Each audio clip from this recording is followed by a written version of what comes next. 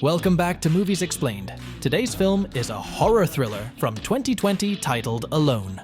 The movie opens with a woman named Jessica loading her possessions in her small tow truck. She is moving out of her parents' house but without informing them. Jessica is moving to a remote cabin in the north, and it will take her 4 days to reach her destination. Now, the first chapter of the movie begins, called The Road. Jessica is in the car, driving on the main highway road.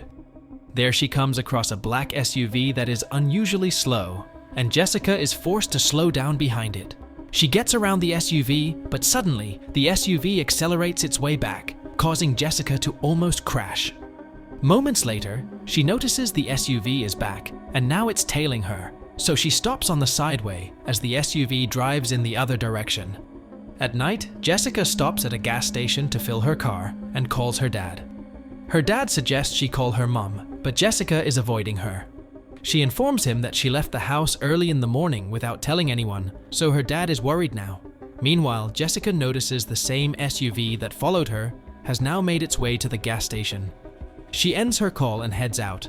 She stops at a motel to sleep the night. She gets a call from her mom, but she doesn't answer. Before sleeping, she sees pictures of her husband, who passed away recently, and cries herself to sleep. The next morning, she wakes up and leaves the motel. A man named Sam approaches her and knocks on her window. It's the same man that was driving the black SUV. He apologizes to Jessica for causing trouble on the road earlier, stating that he was texting and was also in a hurry. Jessica doesn't mind, so he leaves. Jessica hits the road as well, and on her way, she gets a call from her mom again, but she doesn't answer. A few moments later, she notices the same black SUV stopped in the middle of the road, and it's Sam checking out the engine. He stops her and mentions facing car trouble. Jessica suggests calling a tow truck for him, but Sam requests a brief ride to the nearest town. Jessica finds it creepy and tries to talk her way out of it, but Sam keeps insisting on a ride, so Jessica freaks out and quickly drives away. At night, she stops at the nearest gas station for a little air and decides to call her mom.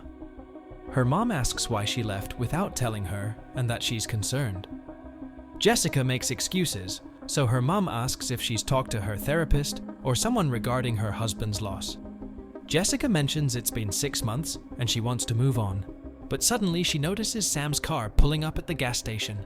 She ends her call and quickly heads to her car. She drives away only to get blocked by a van. Sam approaches her again, complaining about almost hitting him. The van moves out of the way, and Jessica takes off quickly. Later on the road, a car starts tailing Jessica. She thinks it's Sam, so she calls 911 for help. The car behind her drives past, and it was a false alarm, so Jessica ends the call. Later on, one of her tires punctures, and she crashes on the sideway. She checks out, and it's the tow truck's tire, punctured by Sam. Jessica notices Sam's car approaching her, so she quickly separates the tow truck and enters her car. Meanwhile, Sam pulls up and breaks Jessica's window with a crowbar. He tries to grab Jessica, but she resists, so he punches her and sedates her with an injection. Now, the second chapter begins, called The River. Jessica now wakes up in a dungeon the next morning, bare feet. She looks outside the window and notices Sam outside, so she yells at him to free him, but he shushes her. It's night now, and Jessica is petrified now.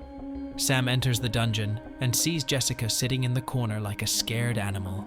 Jessica asks him what he wants and offers to pay him money if he releases her.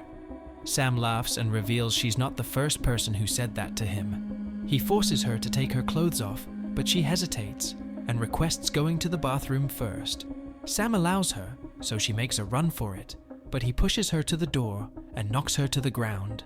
He drags her by her hair and lies with her on the ground. He holds hands with her and plays the video of her husband on her tablet. Jessica begs him to let him go, but Sam questions him about her husband. He notices her wedding ring around her neck, so he snatches it off.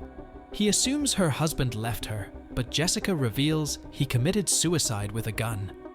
Sam gets up and leaves. Jessica wakes up next morning and checks the door lock, which still holds the key in it. She takes off her jacket and shoves it underneath the door to catch the key. She shakes the door lock, but the key doesn't fall. She notices a sharp nail on the wall and tries to pull it out, but her hands slip. She uses her jacket and pulls out the nail, and uses it to push the key off from the door and land it on her jacket. She pulls her jacket inside and uses the key to unlock the door and run upstairs. She slowly looks around and notices Sam arriving from outside with groceries, so she hides in the closet. Sam takes out his knife and cuts cheese while Jessica watches from the closet. Sam gets a call from his wife, who checks up on him. He lied to his wife that he's in California for a business trip.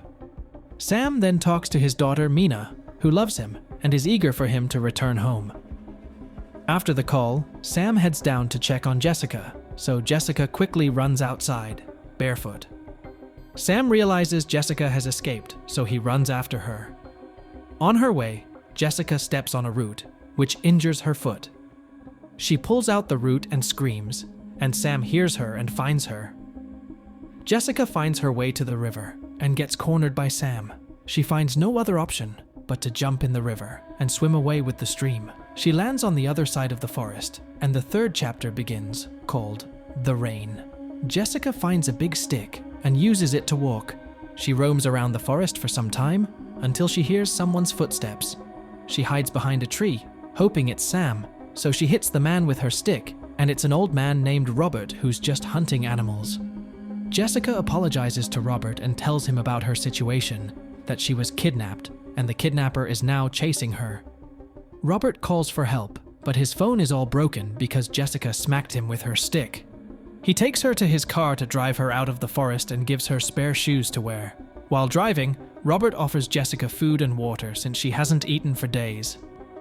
They notice their way is blocked by a giant tree, and Jessica assumes Sam's behind it. They both try to move the tree, but it's too heavy. Jessica starts panicking when she sees Sam's car pulling up behind them. Sam approaches them, acting like he's talking to the police on the phone.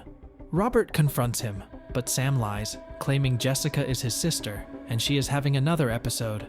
Sam convinces Robert to let him take Jessica. He tries to grab her. Jessica tells Robert to check Sam's phone to verify if he actually called the police. Robert agrees and asks Sam for his phone. Sam reaches out to hand his phone, but attacks Robert. He punches him and then shoots him with his rifle. It starts raining, and Jessica runs away again. The fourth chapter, named The Night, begins. Day turns into night as Jessica is still running and trying to find a shelter in the rainy night. She finds shelter under a tiny cave, but Sam finds her. She tries to escape, but Sam shoots her shoulder, yet she still manages to escape him. She hides in a small pond as Sam follows her. He starts berating her and mocks her husband for being a coward. He puts down the rifle for Jessica and gives her an opportunity to fight back because he hates cowards. Jessica doesn't take the bait, so he picks up the gun, claiming, and leaves in frustration. The fifth and final chapter, called The Clearing, ensues.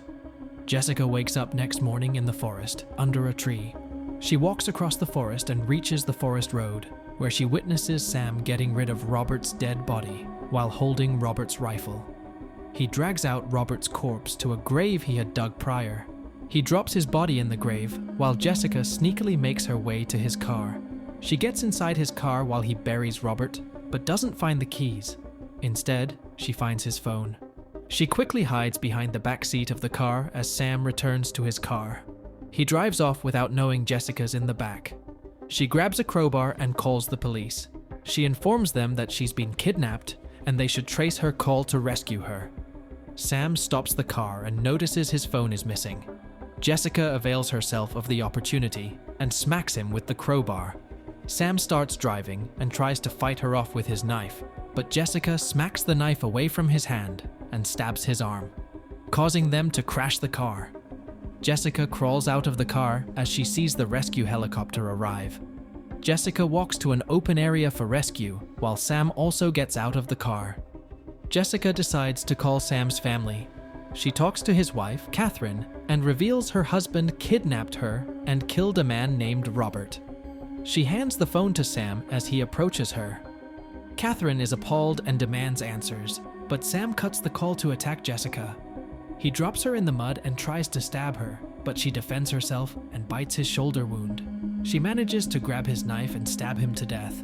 She lies next to him as Sam passes away and the helicopter arrives to rescue Jessica. The movie ends here. I hope you liked the story recap. Don't forget to like and subscribe to our channel. Thank you for watching, and see you next time.